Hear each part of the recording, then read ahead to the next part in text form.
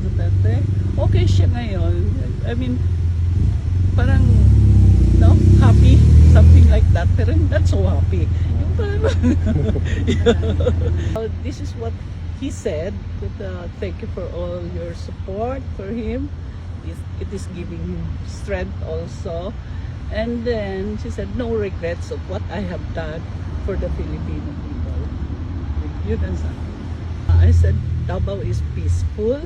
Actually, at maayo man ang pagkakuan ni Sebastian, pagkadala, and besides, Davaoenos are disciplined. Correct. Yeah. Thank you also for everybody, for the Filipino people, for their undying support to us. It has also given strength to us. We have also been hoping that this will be resolved earlier.